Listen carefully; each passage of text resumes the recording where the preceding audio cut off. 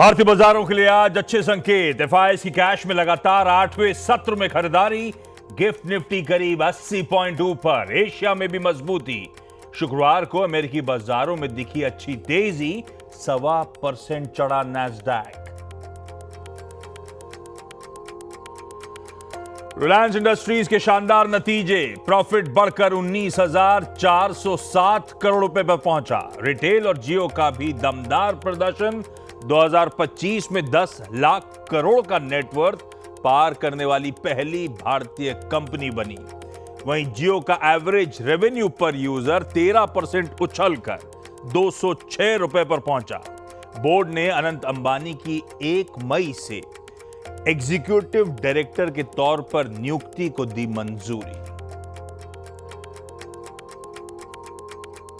चौथी तिमाही में 80% से ज्यादा घटा आरबीएल बैंक का मुनाफा। ब्याज से कमाई भी 2% से ज्यादा घटी। हालांकि एसेट क्वालिटी में दिखा सुधार। वहीं आईडीएफसी फर्स्ट बैंक के रिजल्ट्स भी अनुमान से रहे कमजोर।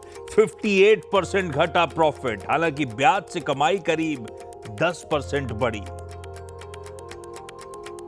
चौथी तिमाही में 14% बढ़ा ओरेकल फाइनेंशियल सर्विसेज का मुनाफा। रेवेन्यू में भी करीब 5% की बढ़त, लेकिन मार्जिन्स पर दिखा दबाव। वहीं टाटा टेक्नोलॉजीज के प्रॉफिट में 20% का उछाल। फ्लैट रहे मार्जिन्स। आ जाएंगे अल्ट्राटेक सीमेंट के रिजल्ट्स। 10% बढ़ सकता है रेवेन्यू। मुनाफे में 22% की बढ़त संभव। मार्जिन्स में भी सुधार मुमकिन। साथ ही टीवीएस मोटर्स, केपीआईटी समेत वायदा की 7 कंपनियों के नतीजों का भी रहेगा इंतजार। सीएनबीसी आवाज की खबर पर लगी मोहर। एसएमएल इसूजू में 59% हिस्सा खरीदेगी एमएनएम। 650 रुपए प्रति शेयर के भाव पर 555 करोड़ रुपए में सौदा। वहीं 26% हिस्से के लिए करीब 1555 के भाव पर ओपन ऑफर लाएगी एमएनएम। अधिग्रहण से ट्रक बस सेगमेंट में मजबूत होगी कंपनी की पकड़। भारत और फ्रांस आज राफेल मरीन फाइटर जेट्स पर अब तक की सबसे बड़ी डील पर करेंगे दस्तखत। भारतीय नेवी के लिए 26 राफेल जेट्स के 63,000 करोड़ रुपए की डील का होगा औपचारिक ऐलान। और 1 अगस्त से वायदा से बाहर जाएंगे ACC, Balkrishna industries, Chambal fertiliser, M N M financial और टाटा कम्युनिकेशन। मई, जून, जुलाई के सौदों में होती रहेगी ट्रेडिंग।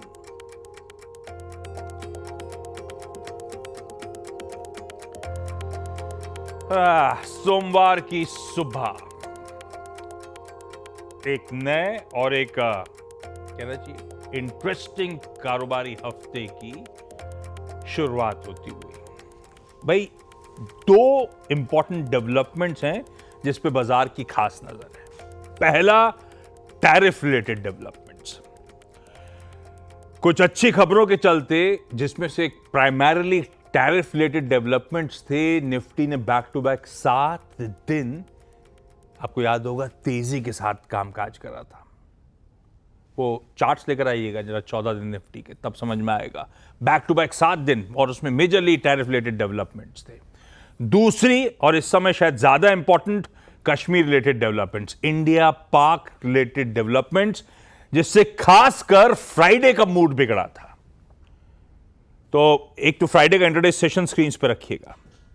शुरुआती ट्रेड में एक समय, to be precise, 119 point, 0.5% Nifty मजबूत था।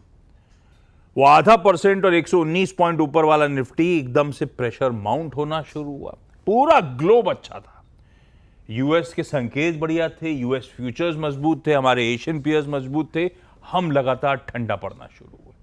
वो 0.5% ऊपर, या कह लीजिए 119 पॉइंट ऊपर वाला निफ्टी एक समय 399 पॉइंट नीचे, 0.25% की कमजोरी के साथ ट्रेड कर रहा था। इस तरह से एकदम से प्रॉफिट टेकिंग के सिलसिले की शुरुआत हुई, और दिन भर वो ब्रेथ, तगड़ी कमजोरी। एक समय तो 1:10 से ज्यादा डिटोरिएटिंग ब्रेथ थी, पर इवेंचुअली भी वो कमजोर ब्रेथ थी। Across the board profit taking का मूड था। और आई एम श्योर पहली चीज आप लोगों ने शाम को टटोली होगी, मैंने भी, कैश में क्या किया इंस्टीट्यूशनल इन्वेस्टर्स ने। भाई साहब एफआईज हों, डीआईज हों, फ्राइडे के ट्रेडिंग सेशन में कैश में खरीदारी थी, नेट 6,500 करोड़ रुपए की खरीद होती हुई नजर आई। तो मंजे वायदा में खेल हुआ, आणि सेंटिमेंट्स हावी थे। क्या खेल हुआ क्या, वीरू से डिटेल में समझेंगे, उस पर नहीं जा रहा। लॉन्ग्स कटे होंगे, शॉर्ट्स ऐड होंगे सिस्टम में, सब पे चर्चा करेंगे। उसके बाद आज की रणनीति पे बातचीत करेंगे, लेकिन पहले हफ्ते के शुरुआत में जो संकेत आ रहे हैं वो स्क्रीन पर। गिफ्ट निफ्टी कह रहा है 90 से 100 पॉइंट मजबूती के साथ 1/3% ऊपर हम आज के सेशन की, या कह लीजिए हफ्ते की शुरुआत करने जा रहे हैं। ऐसे में लाइए ग्लोब पर नजर कास्टिंग और हॉर्मास से करी जाए चर्चा, हुआ क्या क्या है। अच्छा, पहले ही प्ले कर लिया डायरेक्टर साहब ने। हमारे एशियन पीयर्स पहले दिखा देता हूं। गिफ्ट निफ्टी कह रहा है 1/3% मजबूत। एशिया आपकी स्क्रीन पर आएगा। ठीक है लाजली, अगर मैं चाइना के फेरिफेरल मार्केट छोड़ दूं, नहीं वो तो हैंगसेंग भी हरा है, ठीक है। एशिया ठीक ठाक है, लार्जली फ्लैट से इन ग्रीन कामकाज करता हुआ। और यूएस से ओवर द वीकेंड जो हैंडओवर आया था, हम जब क्लोज हो रहे थे उस समय, मतलब फ्राइडे को 3:30 बजे, यूएस के फ्यूचर्स फ्लैट से 1/3% मजबूत थे। एक्चुअल सेशन में फ्लैट से 1.25% का गेन मिला। नैस्डैक 1.25% के गेन के साथ लीड कर रहा था। आज सुबह के फ्यूचर्स लेकिन थोड़ा सा कोर्स करेक्ट कर रहे हैं, 0.5% तक के दबाव के साथ इस समय कामकाज होता हुआ। तो हैंडओवर है कैसा यूएस का भाई, तब और अब की पहली प्लेट स्क्रीन पर आएगी। जहां फिर भी छोड़ा था उससे थोड़ा सा मामला मिला जुला नजर आएगा। कोई डाउ देखेंगे तो पस्त है, कोई नैस्डैक देखेंगे तो डिसेंट सा है, पर मिला जुला सा हैंडओवर है और मिला जुला सा ग्लोब इस समय इसीलिए कामकाज करता हुआ सुबह सुबह। और माज गुड मॉर्निंग भाई साहब, कैसा रहा वीकेंड और मूड कैसा है? गुड मॉर्निंग आशीष। एक मेक और ब्रेक वीक की शुरुआत होने जा रही है आज वॉल स्ट्रीट पर। क्यों? क्योंकि काफ़ी सारा डेटा इस हफ्ते आना है जो ये डिटरमिन कर सकता है कि आगे की बाजार की ट्रेजेक्ट्री क्या हो, फिर चाहे वो बिग टेक के अर्निंग्स हो, चाहे वो मैक्रो का डेटा हो, उस पर तो आते ही है। और टैरिफ का सारा मामला तो बना ही हुआ है, क्योंकि डोनाल्ड ट्रंप के जो कॉन्ट्रडिक्टरी स्टेटमेंट्स है वो तो जारी ही है। एक तरफ वो कुछ और कहते हैं, दूसरी तरफ कुछ और कह जाते हैं। और टाइम मैगज़ीन को उन्होंने जब इंटरव्यू दिया था, उसमें टाइम मैगज़ीन के जो पत्रकार थे उन्होंने उनसे काफ़ी इस बारे में सवालात किए कि शी जिनपिंग ने क्या आपसे फ़ोन पर बात की थी, तो उनका सिर्फ एक शब्द में जवाब था हाँ। मगर क्या बातचीत हुई, किस मुद्दों पर बातचीत हुई, इस पर डोनाल्ड ट्रंप ने कोई जवाब नहीं दिया। उस बात को वो टाल गए। और उन्होंने ये भी कहा कि ये जो 90 दिनों का टैरिफ पॉज लगाया था वो किसी के कहने पर नहीं लगाया था, वो मैंने लगाया था। और बॉन्ड मार्केट को देखकर मैंने वो पॉज नहीं लगाया था। मुझे बॉन्ड मार्केट की कोई चिंता नहीं थी, शायद बाजार को थोड़ी बहुत हुई हो, मुझे कोई चिंता नहीं थी। और साथ ही साथ उन्होंने ये भी कहा कि अगर 1 साल के बाद, आज से 1 साल बाद, अगर हम विदेशी देशों पर 20 से 50% के भी टैरिफ रखे तो हमारे लिए ये बहुत बड़ी जीत होगी, ये डोनाल्ड ट्रंप ने कहा। और खुद की जो अमेरिका की तुलना उन्होंने किराने की दुकान से की कि हम एक डिपार्टमेंटल स्टोर है, हम तय करेंगे कि प्राइसेस क्या होने चाहिए, ये उन्होंने एक कंपैरिजन की। मगर चीन के साथ जो बातचीत में, एक तरफ चीन तो इसी बात का खंडन करता रहा है कि हमारे कोई बातचीत हुई नहीं है यूएस के साथ। और ये भी उन्होंने कहा, पिछले हफ्ते डोनाल्ड ट्रंप कह भी रहे थे कि चीन पर जो टैरिफ लगे हैं वो बहुत ज़्यादा है, नहीं होने चाहिए उतने ज़्यादा। मगर कल एयरफोर्स 1 पर जो पत्रकारों से बातचीत करते हुए उन्होंने कहा कि मेरा चीन पर टैरिफ कम करने का तो कोई इरादा नहीं है, जब तक वो हमें सामने से आकर कोई ऐसा प्रस्ताव ना दे कि मैं टैरिफ चीन पर कम कर दूं। तो ये जो है टैरिफ रिलेटेड फ्लिप फ्लॉप तो जारी है। उनसे ये भी पूछा गया कि क्या आप और 90 दिनों का पॉज लगा सकते हैं अगर 90 दिनों में कुछ ना हुआ तो। अभी तो सिर्फ 20 ही दिन हुए हैं इस पॉज के। तो उन्होंने कहा नहीं, मेरा ऐसा तो कोई इरादा नहीं है, फिलहाल के लिए तो ऐसा कोई इरादा नहीं है, ये फिलहाल पे एम्फेसिस रखना ज़्यादा ज़रूरी है। तो इस टैरिफ के फॉल आउट से और कंपनियां जुड़ रही है। कल ही शुक्रवार को ही हम बात कर रहे थे कैसे कंपनीज ने गाइडेंस अपनी काटी है या सस्पेंड करी है। पीएनजी के नतीजे आए थे शुक्रवार को, जहां पर उन्होंने ये कहा है कि इन टैरिफ्स की वजह से 2025 में सालाना तौर पर 1 से 1.5 बिलियन डॉलर की लागत बढ़ने की उनकी आशंका है, ये पीएनजी ने चेतावनी दी है।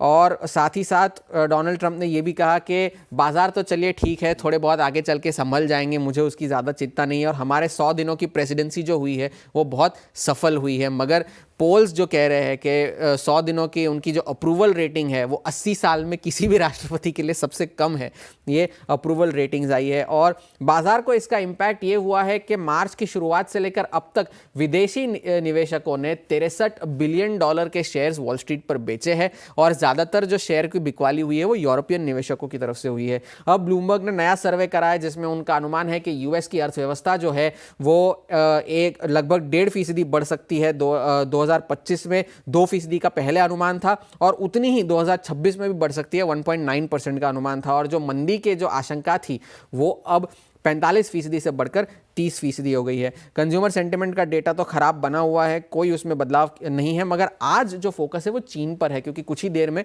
चीन की ब्रीफिंग होने वाली है स्टिमुलस को लेकर, पॉलिसी मेजर्स को लेकर, जिसमें reform commission, HR, social security और पीबीओसी की जॉइंट प्रेस कॉन्फ्रेंस होने वाली है, तो वहां पर नज़र बनाए रखने की ज़रूरत है। मेक और ब्रेक हफ्ता में इसलिए कह रहा था क्योंकि इस हफ्ते जो है अर्निंग्स काफ़ी सारे हैं, Microsoft, Meta, Qualcomm, Apple, Amazon, तो लगभग सभी बिग टेक, मीडिया को छोड़कर सभी बिग टेक के नतीजे हैं इस हफ्ते। पहली क्वार्टर का जीडीपी का डेटा आना है बुधवार को, अटलांटा फेड ने तो कह दिया है कॉन्ट्रैक्शन में आएगा, तो वहाँ नज़र रखने की ज़रूरत है। पीसीई का डेटा आएगा और नॉन फार्म पेरोल्स के डेटा आएंगे फेड की पॉलिसी से ठीक पहले, तो वहाँ पर भी नज़र बनाए रखने की ज़रूरत होगी, क्योंकि फेड की पॉलिसी अगले हफ्ते है। पीसीई का डेटा बुधवार को आएगा, नॉन फार्म पेरोल शुक्रवार को आएंगे, ऑटो सेल्स आएंगे इस हफ्ते, मैन्युफैक्चरिंग पीएमआई आएगी इस हफ्ते, तो काफ़ी सारा एक डेटा हैवी हफ्ता कह सकते हैं आप यूएस के बाजारों के लिए। तो एक मेक और ब्रेक हफ्ता है फिलहाल के लिए, तो हैंडओवर मिला जुला ही आप कह सकते हो। हैंडओवर मिला जुला है। ट्रम्प साहब की मुलाकात हुई थी जेलेंस्की साहब से पोप के फ्यूनरल में, तो इमेज आएगी, दोनों बैठे बातचीत कर रहे हैं, और पता नहीं डाटा है कि कुछ अच्छी बात हुई है, वो अपडेट नहीं आया। दूसरा इंटरेस्टिंग था, ट्रम्प साहब कह रहे हैं स्वेज कैनाल से जितनी यूएस शिप्स जाती हैं, मिलिट्री नॉन मिलिट्री मतलब, उनको फ्री ऑफ चार्ज जाने दिया जाए। वैसे उनका कहना सही है सही आदमी। वही इस स्वेज कैनाल को बनाया तो यूएस ने था, वो तो पनामा को हैंडओवर कर दिया था कि आप चलाओ, तो फिर हमने बनाया तो हमसे क्यों चार्ज कर रहे हो? ठीक है, लेकिन ये सब डेवलपमेंट है। दूसरा इंटरेस्टिंग डेवलपमेंट हमें जिस पे पैनी नजर रखनी है, इंडिया पाक। हालांकि वीकेंड में ऐसा कुछ भी रिपोर्ट करने के लिए नहीं है। हाँ, कल जब प्रधानमंत्री मोदी की मन की बात हुई थी उसमें इस बात का जिक्र हुआ था हमले का, आतंकियों को कठोरतम जवाब दिया जाएगा, पीड़ित परिवारों को न्याय मिलकर रहेगा। अब इससे ज़्यादा तो ऐसा कोई डेवलपमेंट है नहीं अपने पास, तो देखते हैं, उस पर नज़र बनी रहेगी, जिसने थोड़ा बहुत नर्वसनेस दे दी थी हमको फ्राइडे के ट्रेडिंग सेशन में। पर वीरू के पास चला जाए आज की अप्रोच के लिए। वीरू के पास जाऊँ उससे पहले एक बात बता दूं, ये जो सामने कारोबारी हफ्ता खड़ा है, ये एक ट्रंकेटेड वीक है। थर्सडे को महाराष्ट्र डे के चलते मार्केट हॉलीडे, हालांकि ट्रंकेटेड वर्ड गलत है। ट्रंकेटेड तो हुआ कि ऊपर या नीचे से कट करना, ये तो बीच में छुट्टी आ रही है, लेकिन फिर भी कहने के लिए ट्रंकेटेड कहा जाता है। लेकिन ठीक है, छोटा कारोबार इसका मतलब हुआ कल बीएससी के मंथली कॉन्ट्रैक्ट्स की एक्सपायरी हो रही होगी, और परसों एनएससी के वीकली निफ्टी के वीकली कॉन्ट्रैक्ट्स, तो एक्शन पैक्ड 3 दिन सामने खड़े हुए। वीरो गुड मॉर्निंग, क्या हुआ था फ्राइडे को और क्या करना है आज मंडे को? गुड मॉर्निंग आशीष। देखिए, रिस्क था बाजार में, और फ्राइडे को जो अच्छी खासी लॉन्ग पोजीशंस आई थी उनको वो आई थिंक जियोपॉलिटिकल टेंशंस के बीच में 24,040-24,000 पे काफ़ी स्टॉप लॉसेस ट्रिगर हुए, एग्जिट भी हुए लोग। पर फाइनली मैसेज अगर आप शाम को देखें डेटा में, तो 2 चीज़ें महत्वपूर्ण थी। पहला कि निफ्टी और निफ्टी बैंक ने दोनों ने जो इंट्राडे लो लगाया वो ओवरबॉट ट्रेजेक्ट्री से थोड़ा सा स्लिप होने के बाद 10 डे में लगाया। दोनों ही इंडेक्सेस का लो था 10 डे में। और एक और बात, रिस्क टेकर्स और इंस्टीट्यूशंस ने स्ट्रेंथ की तरफ फोकस किया, उन्होंने डिप्स को बाय किया। सीरियस मनी और स्ट्रांग मनी और डीप पॉकेट्स जो थे वो डिप्स को चेस कर रहे थे लॉन्ग साइड पे। शुक्रवार को मिड सेशन में, ओपनिंग सेशन में हमारे पास कोई डेटा नहीं था तो हम कुछ बोल नहीं सकते थे, लेकिन अब बोल सकते हैं कि हाँ, उन्होंने उस डिप को चेज किया और बहुत स्ट्रांगली। आते हैं इंस्टीट्यूशनल अप्रोच पे। 2952 करोड़ रुपए की एफआईएस की बाइंग, डीआईएस की करीब करीब 3539 करोड़ रुपए की। डिप्स को स्ट्रांग तरीके से उन्होंने बाय किया जो इंस्टीट्यूशंस थे, और इनफैक्ट इंडेक्स को अगर आप देखें तो करीब 1672 करोड़ रुपए की सेलिंग। यहाँ पे शॉर्ट किए उन्होंने 8400 कॉन्ट्रैक्ट और 1900 लॉन्ग काटे। स्टॉक फ्यूचर्स में करीब 1900 करोड़ रुपए की बाइंग थी, 43,000 कॉन्ट्रैक्ट लॉन्ग, 27,000 कॉन्ट्रैक्ट शॉर्ट। और एक और चीज़ है आशीष, एफआईएस के स्टैट्स में 2,66,000 पुट जुड़ी हैं, यानी कल वो लास्ट सेशन में पुट बेच के गए। तो ये एक महत्वपूर्ण मैसेज है उनकी तरफ से। नेट शॉर्ट कॉन्ट्रैक्ट्स को अगर आप देखें तो उस डायग्राम में आपको बहुत बड़ा परिवर्तन नजर नहीं आएगा, वो मोर और लेस वहीं पर ही है। देखिए, स्केप्टिकल तो हम रहेंगे, क्या कब होगा क्या नहीं होगा ये ना आपको ना मुझे ना किसी को मालूम है, ठीक है, तो वो रिस्क तो है। But as per data is concern, अभी भी 24,200 पे 24,400 पे स्ट्रॉन्ग कॉल कंसंट्रेशन है और 24,000 के पुट तबीयत से बिके। तो हमारे पास दो चीज़ें हैं कंक्लूजन के रूप में और बतौर बेस के रूप में जो इस स्केप्टिकल इन्वायरमेंट में हम ड्रॉ कर सकते हैं, वो ये है। प्लीज़ पिरामिड्स लेके आइएगा, उसमें एक्सप्लेन कर देंगे हम। 24,200 24,400 पे कॉल राइटर्स ने ग्रिप ली है और 24,000 पे स्ट्रॉन्ग आउटस्टैंडिंग वाई सजेस्ट करता है कि वहाँ पे पुट राइटिंग हुई है। ये आपके स्क्रीन पे है। वाइल्ड कॉल कंसंट्रेशन है 24,400 पे, तो टफ रेजिस्टेंस वो स्लाइट रेजिस्टेंस है 24,200 और 24,000 पे पुट राइटिंग। लेके आइए लेवल्स। देखिए, मैं फिर कह रहा हूँ, अगर आपकी ट्रेडिंग कैपिटल बहुत छोटी है तो अवॉइड कीजिएगा, और अगर आप राइड कर रहे हैं तो रिस्क एलिमेंट बहुत होगा। लेके आइए बेस वन स्क्रीन पे। हमारा बेस वन डिफाइंड है। जब हम इस बात की टिप्पणी करते हैं कि हमें बाय ऑन डिप्स करना है, इंस्टीट्यूशंस ने भी वही किया है, तो बेस परसिस करता है 851 790 पे 10 डेमा और पुट राइटर्स का जोन। और अगर डिप नहीं आ रहा है और अगर बेस वन हम होल्ड कर रहे हैं, ये हो गया डिप्स के लिए बाय। लेकिन अगर डिप नहीं आ रहा है, जैसे कि गिफ्ट निफ्टी दिखा रहा है, तो ऊपर की तरफ जो ट्रेजेक्ट्री है पहली, वो है वीक कॉल राइटर्स की, RS1 क्या स्क्रीन पे लिखाइएगा, 24 110 141। इसके कटने के बाद निफ्टी एक अटेम्प्ट करेगा ऊपर की ट्रेजेक्ट्रीज, वो मेंशन है यहाँ पर। बट इन एनी केस अगर शुक्रवार का लो टूटता है तो हम 20 डेमा के लिए प्रिपेयर हो जाएंगे, बेस टू मेंशन है। तो ये लेवल्स है, लेवल्स पे आप रिएक्ट कर सकते हैं, बट श्योरिटी कुछ नहीं है क्योंकि डेवलपमेंट्स ऐसे हैं। And same is the case with Nifty bank. Nifty bank को लेकर थोड़ा सा मैं श्योर था शुक्रवार को कि अगर हम जिस प्रकार का लिक्विडेशन है, चार्ट्स हैं, अगर हम 54,800 की ट्रेजेक्ट्री को तोड़ेंगे तो एक 54,080 तक का डिप मिलेगा टुवर्ड्स 10 डेमा। वो इसने कर लिया, एक पुल बैक आया। यहाँ पे कॉल कंसंट्रेशन कहाँ पर है, 55,000 पे, और पुट कंसंट्रेशन है 54,000 की ट्रेजेक्ट्री पे। 54,000 की ट्रेजेक्ट्री वेल डिफाइंड हो गई, 54,000 पे पुट राइटर है और मोर और लेस इसी प्राइस पे 54,100 पे 54,200 पे आपका 10 day exponential moving average aligned है। लेके आइए लेवल्स, RS1 लेके आइएगा। पहले देखिए, जहां तक स्ट्रेंथ का सवाल है, निफ्टी बैंक में आफ्टर अ सीरियस लिक्विडेशन 56,000 से 54,000 2,000 पॉइंट के रिट्रेसमेंट के बाद अगर अब हमें स्ट्रेंथ दिखानी है तो वो है 54,914 और 219 के ऊपर। इन दैट केस एक स्ट्रेंथ आ सकती है, फिर समझिएगा मैं कह रहा हूं आ सकती है, और हम राइट कर सकते हैं 55,427 567 और 881 तक।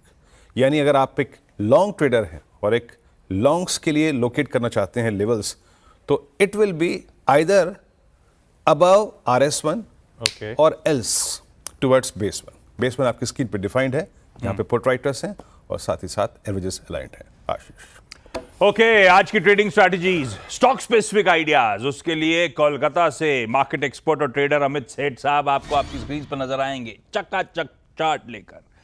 अमित जी, गुड मॉर्निंग, क्या लेकर आए हैं सर? जी, good morning Ashish ji, good morning Virendra ji and everyone. Ashish ji, इस समय के मेरे टॉप 2 पिक्स लेंगे। पहला सीमेंट सेक्टर से रहेगा, अल्ट्राटेक सीमेंट। यहाँ पे अच्छी खासी स्ट्रेंथ है, stock is on the verge of making a new high. एक अच्छा खासा 4-5 महीनों का कंसोलिडेशन देखा और उसके बाद स्टॉक इस कंसोलिडेशन से बाहर आ रहा है, इसे बाय करें। स्टॉप लॉस रहेगा 11,980 का और हमारे टारगेट्स रहेंगे 12,650 रुपए के अल्ट्राटेक सीमेंट में। सेकेंड स्टॉक जो मैंने चूज किया है that is from mid cap IT, persistent system. Persistent system में भी अच्छी खासी हमने रिकवरी देखी है, और फ्राइडे के सत्र में ऑलमोस्ट देखा कि स्टॉक 50 और 200 डेमा रिगेन करने की कोशिश कर रहा है। यहाँ पे एक रिबाउंडिंग स्ट्रेंथ है, तो इसे बाय करें। 5100 का स्टॉप लॉस रहेगा और टारगेट्स रहेंगे 5500 के। अल्ट्राटेक सीमेंट आज नतीजों से पहले अमित जी को चार्ट्स पे स्ट्रेंथ नजर आ रही है। नतीजे अभी आऊंगा इवेंट्स कैलेंडर पे, तब बताऊंगा डिटेल में। दूसरा, पर्सिस्टेंट सिस्टम्स खरीदारी करने का मन। Amit ji thank you so much सुबह सुबह वक्त निकालने के लिए। आगे शोज में अमित जी से बातचीत करते रहेंगे। इंपॉर्टेंट स्टॉक्स इन न्यूज में एक तो हम रिलायंस इंडस्ट्रीज के रिजल्ट्स पर रिएक्ट कर रहे हैं।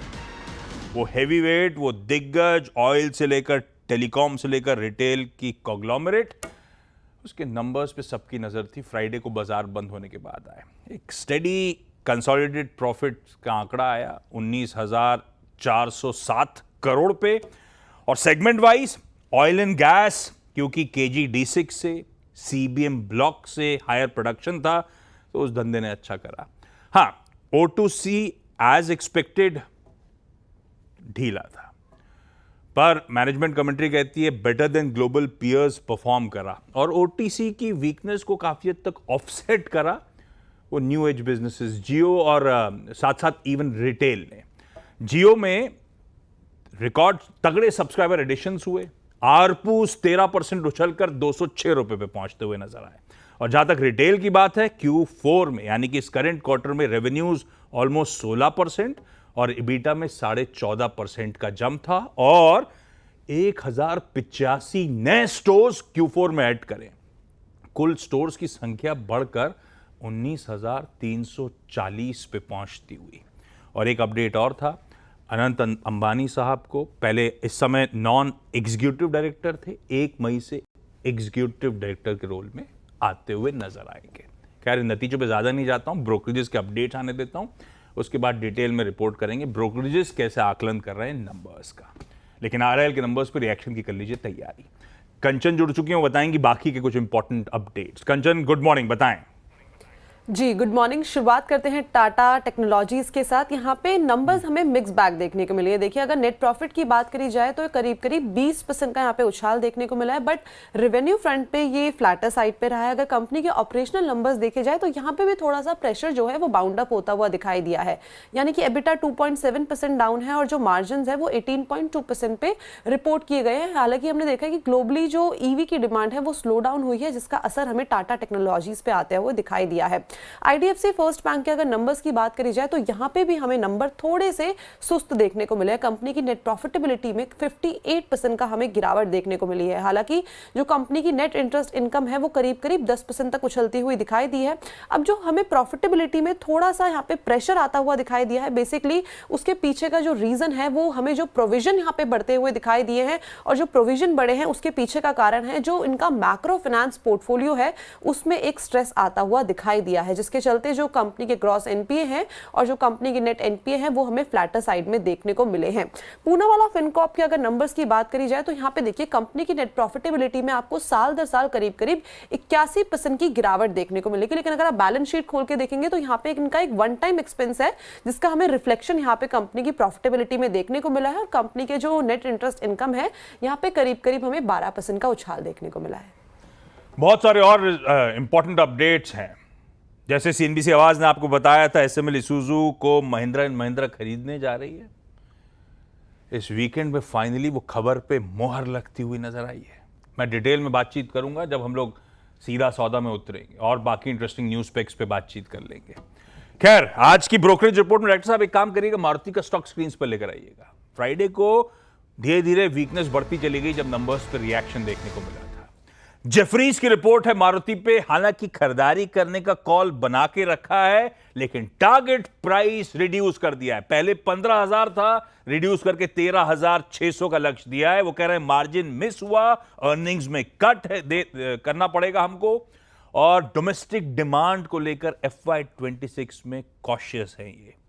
ये एक्सपेक्ट कर रहे हैं कि 20% एक्सपोर्ट बढ़ेगा, नए लॉन्चेस वगैरह मदद करेंगे, लेकिन डिमांड एनवायरनमेंट कंड्यूसिव नहीं है, इसीलिए खरीदिए लेकिन टारगेट प्राइस रिड्यूस्ड है। ब्रेक ले लेता हूं, तब आपकी सेकंड प्लेट दिखाइए। बॉन्ड यील्ड्स कूल ऑफ हो रही हैं धीरे धीरे करके। डॉलर इंडेक्स वो 100 के साइकोलॉजिकल लेवल के इर्द गिर्द नर्वस कहते हैं ना, वो कामकाज करता हुआ वहीं आके अटका हुआ है, वहीं कंसोलिडेट कर रहा है। ब्रेंट थोड़ा सा इंच अप कर गया और सोना अपने हायर लेवल्स पे कंसोलिडेट कर ही रहा है। ऐसे में कमाई कैसे होगी, अनुज से जानते हैं। अनुज जी, गुड मॉर्निंग। कैसा रहा वीकेंड और कैसे होगी मंडे को कमाई भाई साहब? ऐसे जी गुड मॉर्निंग। देखिए वीकेंड तो ठीक रहा और वीकेंड में हमने गोल्ड में गिरावट भी आते हुए देखी और मॉर्निंग से आप देखेंगे तो गोल्ड में अगेन गिरावट है। बट यहाँ पे जो दो स्ट्रेटेजी है, मुझे लगता है कि यहाँ पर क्रूड में खरीदारी का ट्रेड बना के चल सकते हैं। करीबन 5380 में खरीदारी करें, 5319 का स्टॉप लॉस लगाएं, टारगेट 5524 तक आ सकता है। वहीं दूसरी तरफ जैसे डॉलर इंडेक्स लोअर लेवल से रिकवर हो रहा है तो सभी मेटल्स में गिरावट का ट्रेंड देखने को मिल रहा है। तो ऐसे में जिंक के अंदर बिकवाली का ट्रेड बना सकते हैं। करीबन 257.50 में स्टॉप लॉस 260.20 का लगाएं, टारगेट 250 तक देखने को मिल सकता है। नहीं, कमोडिटीज का वीकेंड नहीं पूछ रहा था मैं, तो आपका वीकेंड पूछ रहा था। लेकिन ठीक है, आदमी अपने धंधे में रमा हो तो फिर अपने से मतलब नहीं ना उसको, जो मार्केट है उसी पे फोकस करता है। अनुज जी कह रहे हैं कच्चे तेल में खरीदारी करने का मन बनाया जा सकता है मई वायदा में, और जिंक मई वायदा में बिकवाली के मौके। Stop losses please note down करिए। अनुज जी थैंक यू सो मच सुबह सुबह जुड़ने के लिए। इवेंट्स कैलेंडर क्विकली दिखा देता हूं। सोमवार का दिन कुछ इंपॉर्टेंट रिजल्ट्स पे रिएक्शंस हैं, प्लस आज रिजल्ट्स के लिहाज से एक तो निफ्टी की अल्ट्राटेक सीमेंट के नंबर्स आने, जिस पे अपन एक ट्रेड वैसे ही राइड कर रहे हैं अमित सेठ साहब के साथ, उन्हें चार्ट पे स्ट्रेंथ नजर आ रही है। वायदा में Adani green, Adani total gas, IRFC, KPIT, Oberoi realty, PNB housing और टीवीएस मोटर्स, 7 वायदा बाजार की कंपनीज के रिजल्ट्स। कैश की लंबी लिस्ट है, छोड़ दीजिए। बीएमएल आज बोर्ड मीट है, अंतरिम डिविडेंड, इंटरिम डिविडेंड कंसिडर करेगा।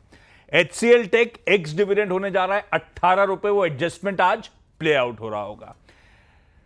एथर एनर्जी, ये आईपीओ आज से सब्सक्रिप्शन के लिए खुलेगा। FY26 नए फाइनेंशियल ईयर का पहला आईपीओ भैया। 304 से 321 रुपए का प्राइस बैंड, ऑलमोस्ट 3000 करोड़ रुपए जुटाने आ रही है। कैसा है, क्या करती है, कैसा आउटलुक है, सारा डिटेल्ड कन्वर्सेशन आज 1:30 बजे इसी कंपनी के सीईओ और सीएफओ केवाईसी में जुड़ेंगे, तब अपन डिटेल में चर्चा करेंगे, तब समझेंगे है कैसा मामला। डेटा हमारे लिए 4 बजे शाम को आईआईपी आना है मार्च महीने का। और हां, इंडिया और फ्रांस अब तक की सबसे बड़ी राफेल मरीन फाइटर जेट्स की डील फाइनल करने जा रहा है। आज शायद फॉर्मली अनाउंस होगा वो कंक्लूजन। 63,000 करोड़ रुपीस की डील, जिसमें हम 26 Rafale M fighter jets Indian navy के लिए प्रोक्योर करने जा रहे हैं। इसके साथ HAL को भी रडार पर रख लीजिएगा। खैर, छोड़े जा रहा हूं गिफ्ट निफ्टी के डिसेंट, धीरे धीरे इंचअप हो रहा है भाई, आधे % के गैप के साथ शुरुआत होने की इंडिकेशन सब। तो मोटा मोटी जो फ्राइडे को इंट्राडे कुछ हद तक रिकवरी हो गई थी, बच्ची कुच्ची कसर आज गिफ्ट निफ्टी दिखा रहा है, हम पूरी कर लेंगे। फ्राइडे को शुरुआत हुई थी हमने 246 के जोन, हम वहीं जा रहे हैं धीरे धीरे करके। चलिए, भरपाई हो रही होगी, सेशन शुरुआत तो अच्छी होगी, देखते हैं सेशन इवेंचुअली पैन आउट कैसे होता है। मॉर्निंग कॉल में इतना ही। ब्रेक के उस पार आज का सीधा सौदा। नमस्कार।